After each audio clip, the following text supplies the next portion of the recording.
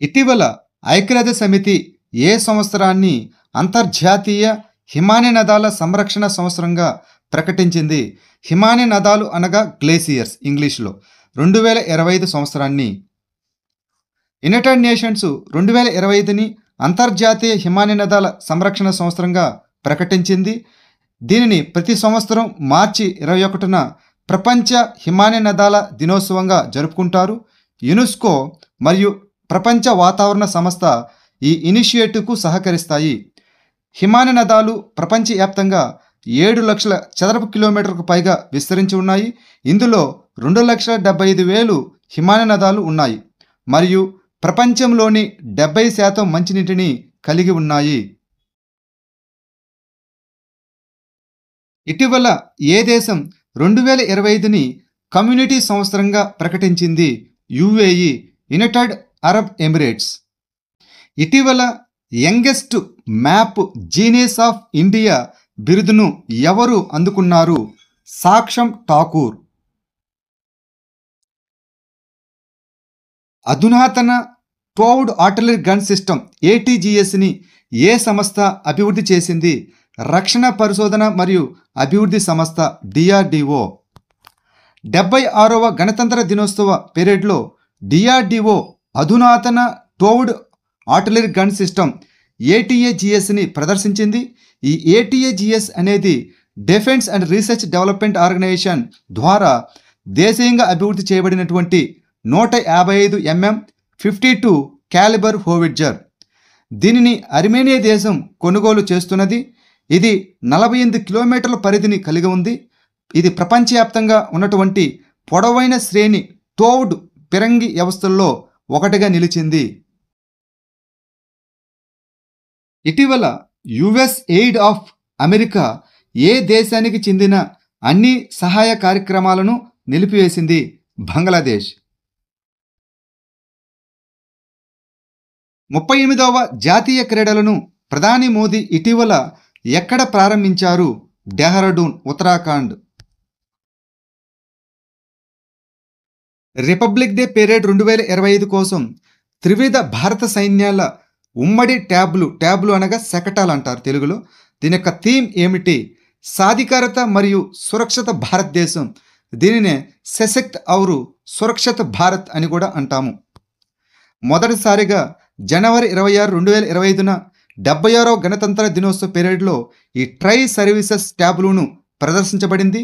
ఈ ట్యాబ్లు యొక్క థీమ్ వచ్చి సశక్త్ ఔరు సురక్షిత Bharat.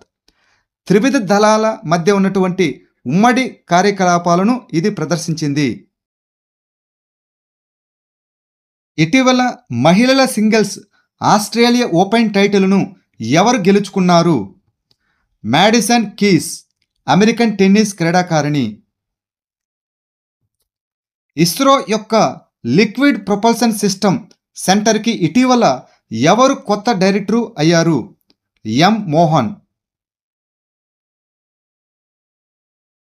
Transitioning industrial clusters initiative ఏ సంస్థతో అనుబంధించబడింది? World Economic Forum WEF. భారతదేశం ట్రాన్సిషనింగ్ ఇండస్ట్రియల్ క్లస్టర్స్ ఇనిషియేటివ్కి 5 కొత్త పారిశ్రామిక క్లస్టర్లను యాడ్ చేసింది. ఒకటి వచ్చి గోపాల్పూర్ ఇండస్ట్రియల్ పార్కు, ఇది ఒడిస్సాలో ఉంటుంది. Kakinada clusters Andhra Pradesh. Kerala green hydrogen valley, ఇది కేరళలో ఉంటుంది. ముంద్రా క్లస్టరు గుజరాత్లో ఉంటుంది. Mumbai green hydrogen clusters Maharashtra. పారిశ్రామిక పరిశ్రమలు, కంపెనీలు మరియు సంస్థలు ఆర్థిక వృద్ధికి సహకరించేటటువంటి కేంద్రాలు. ట్రాన్సిషనింగ్ ఇండస్ట్రియల్ క్లస్టర్స్ ఇనిషియేటివ్ అనేది 2021లో గ్లాస్గోలో జరిగినటువంటి UNFCC యొక్క COP26లో ప్రారంభించబడినటువంటి ఇనిషియేటివ్. ఇది ప్రస్తుతం 16 దేశాలు మరియు 5 ఖండాలలో 33 పారిశ్రామిక క్లస్టర్లను కలిగి ఉంది. ఇటీవల ఫ్రాన్స్లో జరిగిన మహిళల 60 మీటర్ల ఇండోర్ హడ్డిల్స్లో ఏ భారత క్రీడాకారిణి బంగారు పతకాన్ని గెలుచుకుంది? జ్యోతి యారాజీ, ఈమెది ఆంధ్రప్రదేశ్. ఇటీవల ఏ దేవాలయం FCRA అనగా ఫారెన్ కాంట్రిబ్యూషన్ రెగ్యులేషన్ యాక్ట్ లైసెన్సును పొందింది? బాంకే బిహారీ ఆలయం, ఇది ఉత్తరప్రదేశ్. ఉత్తరాఖండ్లో ఇటీవల ఏ వెట్లాండ్లో ఏషియన్ వాటర్ బోర్డ్ సెన్సస్ జరిగింది? అసన్ వెట్లాండ్. ఉత్తరాఖండ్లోని డెహ్రాడూన్లోని అసన్ వెట్లాండ్ జనవరి 2025లో ఏషియన్ వాటర్ బోర్డ్ సెన్సస్ నిర్వహించింది. 117 జాతుల నుండి 5225 పక్షులను గణన నమోదు చేసింది.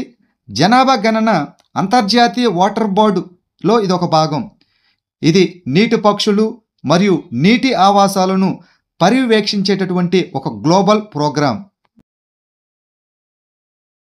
క్లారీ 5 యొక్క ఎన్సిఆర్పి అనగా National Crime Reporting Portal integration సొల్యూషన్ను అమలు చేసినటువంటి మొదటి భారతీయ బ్యాంక్ ఏది? Punjab National Bank, PNB. Punjab National Bank Clari 5 యొక్క National Cyber Crime Reporting Portal NCRP సొల్యూషన్ను ఏకీకృతం చేసినటువంటి మొదటి భారతీయ బ్యాంకుగా అవతరించింది. సైబర్ క్రైమ్ ఫిర్యాదు ప్రాసెసింగ్ను ఆటోమేట్ చేయడానికి Indian Cyber Crime Coordination Centre I4Cతో పరిష్కారాన్ని అభివృద్ధి చేయబడింది. ఇది ఇంటర్నెట్ మరియు మొబైల్ బ్యాంకింగు, ఏటీఎంలు, యూపీఐలు మరియు నెఫ్ట్ లేదా ఆర్టీజీఎస్ వంటి అన్ని రిటైల్ బ్యాంకింగ్ ఛానల్లో పనిచేస్తుంది.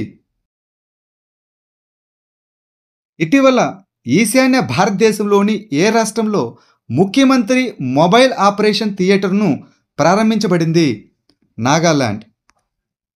ఐసీసీ ఎమర్జింగ్ పురుషుల క్రికెటర్ ఆఫ్ ద ఇయర్ 2024 అవార్డును ఎవరు గెలుచుకున్నారు? కమిందు మెండిస్, శ్రీలంక ఆటగాడు. ఇటీవల ఏ నగరం inland waterways authority of India IWAI యొక్క 6వ ప్రాంతీయ కార్యాలయంగా మారింది? Varanasi, Uttar Pradesh. Inland waterways authority of India ఇటీవల వారణాసిలో కొత్త ప్రాంతీయ కార్యాలయాన్ని ఏర్పాటు చేసింది. Inland waterways authority of India చట్టం 1985 కింద దీన్ని స్థాపించారు. జాతీయ జలమార్గాలపై అంతర్గత జల రవాణా మౌలిక సదుపాయాలను అభివృద్ధి చేయడం మరియు నిర్వహించడంపై ఇది దృష్టి సారిస్తుంది. ఇది ఓడరేవులు, షిప్పింగ్ మరియు జలమార్గాల మంత్రిత్వ శాఖ నుండి గ్రాంట్లను కూడా అందుకుంటుంది. ప్రధాన కార్యాలయం ఉత్తరప్రదేశ్లోని నోయిడాలో ఉంది. ప్రాంతీయ కార్యాలయాలు వచ్చి గౌహతి, పాట్నా, కొచ్చి, భువనేశ్వర్ మరియు కోల్కతాలో ఉన్నాయి. వారణాసి యొక్క కార్యాలయం ఉత్తరప్రదేశ్లోని గంగా మరియు దాని యొక్క ఉపనదులలో బెత్వా, చంబల్ మరియు గోమతి వంటి నదుల అభివృద్ధి పనులను పర్యవేక్షిస్తుంది. ప్రపంచంలోనే అతిపెద్ద డేటా సెంటర్ను ఏ రాష్ట్రంలో నిర్మించనున్నారు? గుజరాత్. ఇటీవల ICC umpire of the year 2024 award ఎవరికి లభించింది? రిచర్డ్ ఇల్లింగ్ వర్త్, ఇంగ్లాండ్ దేశస్థుడు. ఉత్తరప్రదేశ్లోని ఏ నగరంలో సాంస్కృతిక మంత్రిత్వ శాఖ భగవత్ ప్రదర్శనను ప్రారంభించింది? ప్రయాగరాజ్. ప్రయాగరాజ్ మ్యూజియంలో చిన్న పెయింటింగ్లను ప్రదర్శించే భగవత్ ప్రదర్శనను కేంద్ర సాంస్కృతిక మరియు పర్యాటక శాఖ మంత్రి ప్రారంభించారు. ఈ ప్రదర్శన కళ, సంస్కృతి, రాముడు మరియు కృష్ణుడు, కుంభ సంప్రదాయాలను మిళితం చేస్తుంది. ఈ ఎగ్జిబిషన్ భారతదేశం యొక్క ఐక్యతను తెలియజేస్తుంది. ఇటీవల యునెస్కో ఇండోర్తో పాటు ఏ నగరాన్ని కూడా వెట్లాండ్ సిటీగా గుర్తించింది? ఉదయ్పూర్, రాజస్థాన్. ఏ నగరాల్లో సాంబార్ ఫెస్టివల్ను జరుపుకుంటారు? జైపూర్, రాజస్థాన్.